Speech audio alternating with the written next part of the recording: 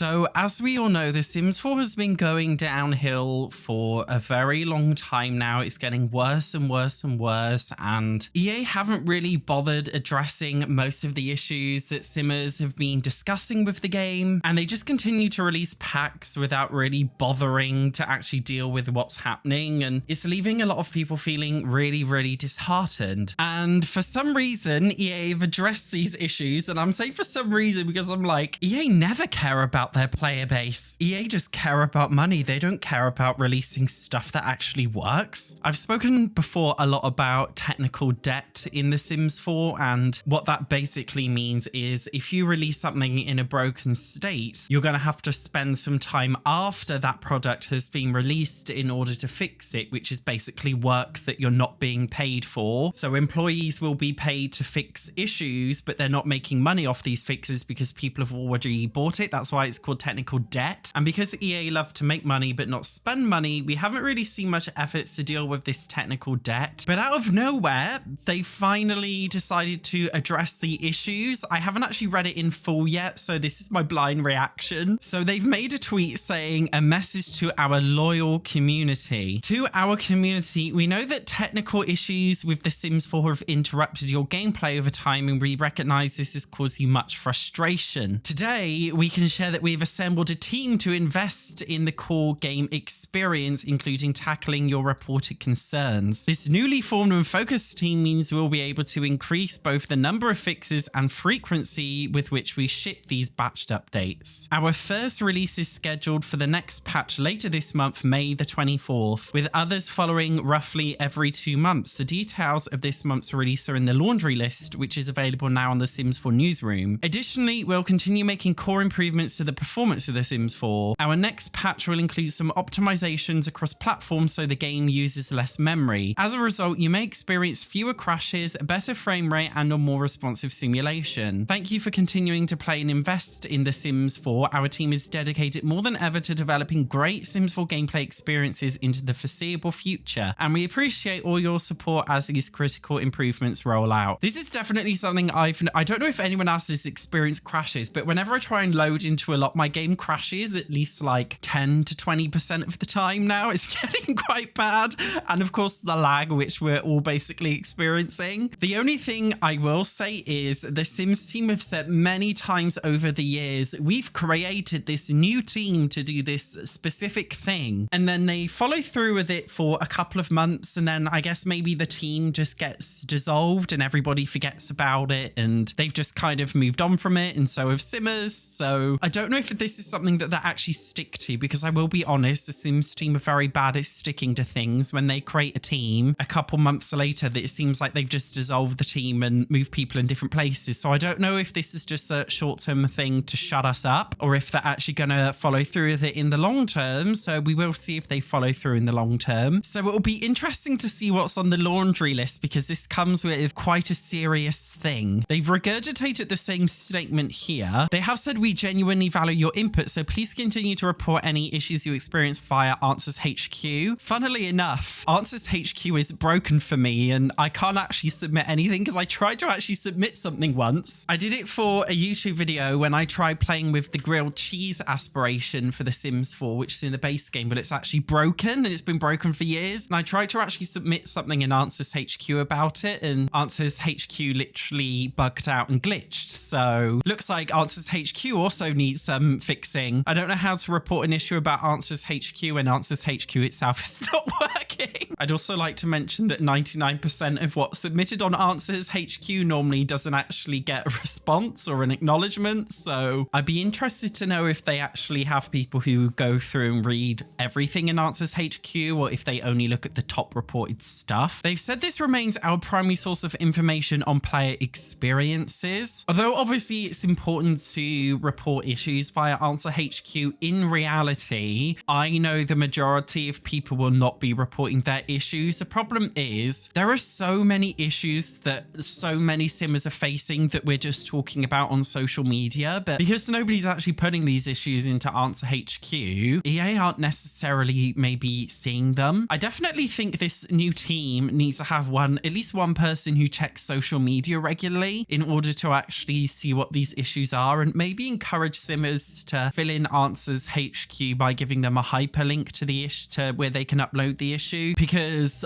my estimated guess is more than 90% of issues are highlighted on social media and not put on Answers HQ because most people can't be bothered, because I have tried filling in the form and it's very long-winded and annoying to do. So I think that they shouldn't be relying just on Answers HQ, but also actually looking at social media too. Now, before we go over everything in the laundry list of things they're planning to fix this time round, they have stated that this is only a list of topics from Answers HQ and community source feedback. They are working on more things that are not being listed here yet. It's just they're going to be doing them next time, the next couple months. They've also said they hope we can understand that some topics can be tricky and require an extended investigation, meaning that some things won't have an immediate fix. I mean, maybe if you didn't rush to release packs in a very broken state, you wouldn't have this technical debt if you just held off from releasing a pack every 5 seconds. I don't know any other game that releases DLC this frequently, so maybe if you did them less frequently, you would have more time to implement DLC that works on release and isn't broken on release, so you wouldn't have all this technical debt, just saying. And yes, I'm allowed to be a Karen because I'm paying customer. Paying customers are allowed to be as bitchy as they want to be. This is the thing, guys. If you're a customer, you pay for the right to be bitchy. Yes, you do. Anyway, these are the issues that they're dealing with now. So I'm interested to see what things they're actually dealing with, because this is a very big statement. So I'm expecting at least like a couple of big deal things. A trash can is required message will no longer display when trash cans are present on the active lot. These are all hyperlinks. Oh, apparently clicking it literally sends you to Answer HQ. Dishes left in corners will no longer be ignored when cleaning up. Like, I don't even notice half of these things. Skills won't stay in alphabetical order. Plants won't grow weeds when out of season. If a plant has weeds when it's reaching the out of season state, they will be removed. Okay. I mean, there's more pressing issues with gardening, such as plants just resetting themselves constantly. That one hasn't been addressed for years. Sims can properly merge or move households with NPC Sims not involved. Never noticed that. Careers or jobs that don't require a daily task will no longer have a blank daily task menu. Campfires cause too many fires. Skills will not randomly increase or change when leaving the lot or editing the household. I just don't notice any of these. Summon grilled cheese. Oh my god, it's what I was just talking about. Summon grilled cheese interaction will no longer drop from the interaction queue. Well, thank god somebody else was able to put this on Answers HQ, because I tried to and I wasn't able to. This was added September last year. So this has taken 8 months to address. It's interesting to see like how long it's actually taking them to address these issues. Sims will no longer get stuck in the ground and continue to swim laps. This is apparently from November 2018. What have they been doing? Calendar notification light will no longer switch off after traveling. Customizable pronouns were adjusted for some of the interactions. Several packs are in wrong order. Yes, has anyone else noticed this? Yeah, the 2 latest packs are literally out of order, and it's really just like bugged to me.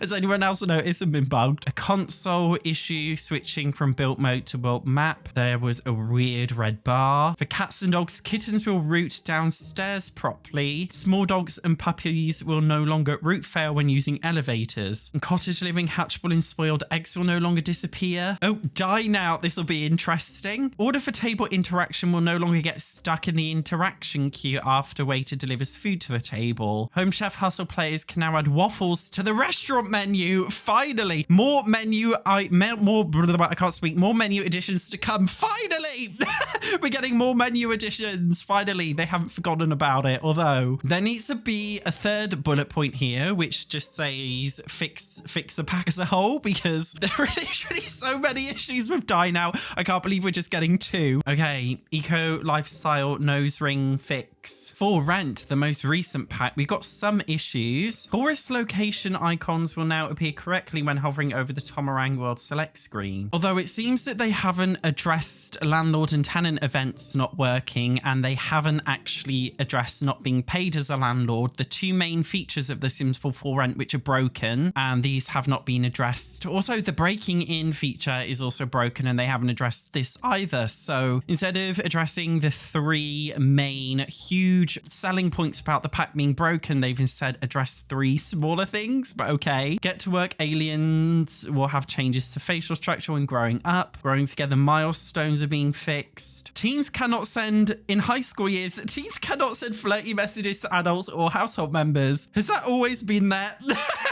Was that always possible? That's kind of funny. In Horse Ranch, Sims will no longer autonomously want to buy mini goats. Was that a thing? Sims will autonomously buy mini goats. That's actually really funny. Nectar value is now properly increased when selling to the mysterious rancher. Was it not increased before? Because that was literally the whole point. Horse will no longer get stuck sleeping when too close to the horse ball. In island living, mermaid conservationists can now complete a certain job task. In seasons during winter, Sims will properly animate and remove weeds when a plant is surrounded by weeds. And on the gallery, which has had a lot of issues, non-anonymous gallery users appearing in the following and followers tab don't display the number of followers each user has. All profanity filter false positive reports sent to us via the gallery profanity filter feedback have been reviewed and changes implemented. Honestly, like every time I try and upload something on the gallery, I always get the notifications like, you can't upload this because it contains a banned word. And it's like, what banned word? What have I done? I've done nothing. So this is apparently the laundry list. The only thing I will say, like, I'm trying to think of a saying. I can't think of one. Maybe I'm going to have to make one up. Like if you stab someone and then you give them a bandage afterwards, you still stab them. That's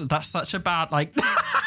That's such a bad metaphor. What I'm saying is they can give us the bandage being the promise that they're going to fix it. But if they just didn't rush to release the packs, they wouldn't be broken in the first place. So I'm not going to be like, oh, I'm so grateful. I'm going to shut up and be grateful because I've already purchased a lot of packs and I expect products to work when I get them. I don't expect them, like, imagine buying something and being like, okay, you can buy the product now, but it doesn't work until some point later on down the line. Do you know what I mean? Like, I hate this whole like buy now may or may not work until later, until we can be bothered to fix it. Like, it's just such a horrible sales model. So I'm not going to be like, I'm so grateful, because no, I'm pissed off. If you buy a product, the product should work on launch. That's simply the point. That's the whole point. Obviously, we've got a little bit of corporate bureaucratic jargon here, so we're gonna have to actually just see, are they gonna live up to these promises, or are they just gonna focus on fixing more trivial issues without addressing the bigger ones, because the bigger ones just require too much work? I would have liked them to have addressed some of the bigger issues instead of just saying they're investing in the core game experience, because what does that actually mean? Although I've just noticed they've said our goal is to fix more reported concerns, both big and small, over the next 6 months and beyond. So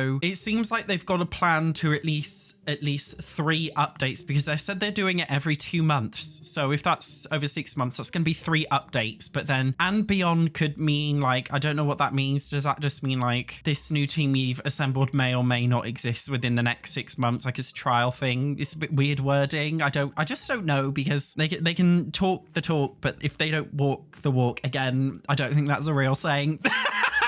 What's the saying? You could talk the talk, but can you walk the walk? It's something like that anyway. Someone said you could start by having a better system for reporting issues. Next, have the new packs checked by a group of actual players before they're released. This is honestly such a shout, because video game testers, they have very systematic ways about testing things, so they're not always able to identify issues. But when you actually get real players who have different combinations of different packs installed, who actually just play the game normally, I definitely think it can make a big difference. I also think another issue is they need to act on pack issues before the packs are released, and delay packs if too many fixes need to be done. Someone said sounds great, but I'll believe it when I see the results. To this, I totally agree. You've said similar before, so I guess I'll play it by ear. Again, totally agree. Only took 10 years. Agree. Instead of this, maybe you should just focus on fully playtesting the packs first before releasing it to the public, and to add to that, actually fix the issues found in playtesting, because playtesting is lovely if you've got lots of testers, but if you don't have people fixing the bugs identified by the testers before the release, then that kind of defeats the point of testing. You guys, I know you think I'm a negative Nancy. I just feel like when trust has been breached, it does take a lot of effort for that trust to come back. I'm saying that as a person who's been cheated on many times. Yes, I do have trust issues from my relationship trauma, and now EA's giving me trust issues. They often say they'll do things, but then they don't do it, or they just do it for a bit and then they forget about it. So I do not trust this message to the loyal community until they actually act upon it in a meaningful way and a significant way. One of my exes once promised not to cheat on me, but then he cheated on me after he promised not to. So people lie, and the Sims team might be lying about fixing the game. We just don't know. This is why I don't trust this message. Maybe I'll set a reminder on my phone to come back to this video at some point soon and see if things have actually changed. You guys let me know what you think about the message, if you believe it or if you're skeptical. Thank you very much for watching, and make sure you subscribe so you don't miss any future videos. I will see you in the next one.